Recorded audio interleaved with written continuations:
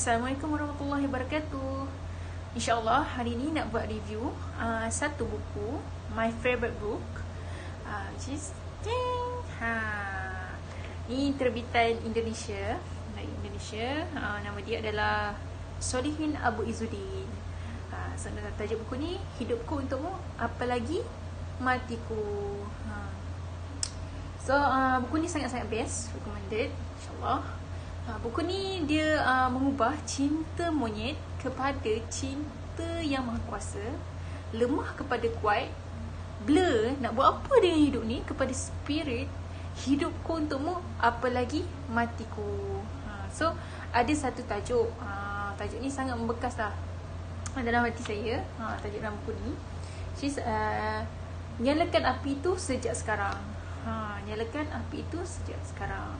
So dia ceritalah tentang seorang pengembara. Seorang pengembara, dia sedang berjalan sepanjang rel kereta api tu. So saat dia sedang berjalan tu kan, tiba-tiba kaki dia yang lemah tu tersadung pula batu dan jatuh. So dia jatuh tu bukan sekadar jatuh biasa je, tapi menyebabkan kaki dia tu patah dan tak boleh nak gerak.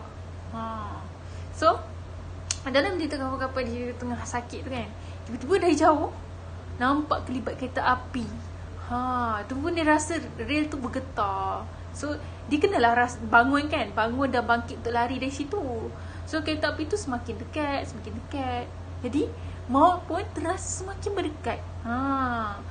Dia berteriak sekuat hati nak minta tolong, tapi tak ada orang nak tolong sebab tak ada orang sekitar dia kan. So dekat, semakin dekat, macam-macam dia dah usahakan. Dia try something untuk dia attract attention pemandu tu, tapi tak dapat kan. Tapi dia try je. Dia cari. Jumpa. Alhamdulillah dia jumpa satu pemetik api, which is kita panggil mancis lah kan. So dia nyalakanlah api tu, tapi kereta api belum berhenti lagi. Dia nyalakan lagi. Nyala. Semampu dia, sampai dia kehabisan tenaga lah dia nyalakan. Lepas tu pemandu pun nampak dari jauh, macam ada nampak titik api lah dari kejauhan kan. Lepas tu api tu pun padam lagi.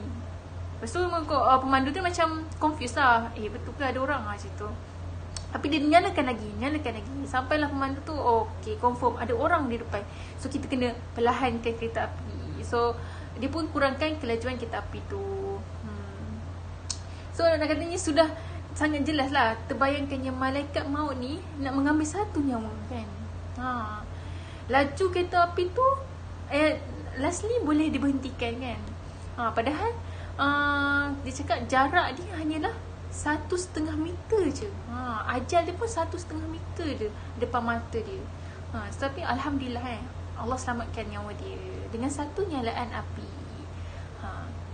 So dia katalah dalam buku ni, dia kata nyalaan itu nyawa kita, nyalaan itu jiwa kita, nyalaan itu spirit kita. Walaupun hanya satu, tapi sangat berguna. So rasa tak kematian tu semakin menghampiri kita?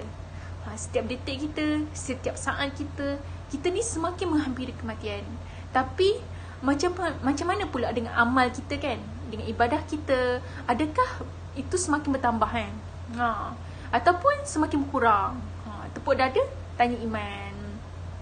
So depan kita ni juga, kita ada dua pilihan, which is kehidupan dan kematian. Tak ada pilihan lain kecuali kita nak menolong agama Allah. Dalam surah Muhammad ayat ke-7, ya ayyuhallazina amanu in tansurullah yansurkum wa yusabbit aqdamakum. Menolong agama Allah agar Allah menolong kita dan meneguhkan kedudukan kita. So anything dalam apa juga kekurangan kita, kebolehan kita, apa yang kita ada sekarang pada diri kita, lakukanlah, keluarkanlah, pancarkanlah nyalakanlah api itu sekarang. Melangkahlah, berubahlah, meskipun kita ni rasa berat nak berubah. Try lah untuk try untuk berubah, dan walaupun sekecil amal kita. Contohnya kita menolong dengan ibadah kita, kita menolong dengan infak kita, menolong dengan keikhlasan kita, pengorbanan kita. Walaupun sekecil-kecil amal itu, ianya sangat berguna. sangat nampak, sangat bernilai di sisi Allah tu sendiri. So dalam hidup ni pun kita ada dua pilihan, baik dan buruk, benar atau salah, menang atau kalah. So kita nak pilih yang mana, kan? Sebab setiap pilihan kita ada konsekuens dan risikonya. So semakin besar risiko kita, semakin besarlah rezeki kita. So do what you love what you do. Banyak orang dia katakan dalam buku ni,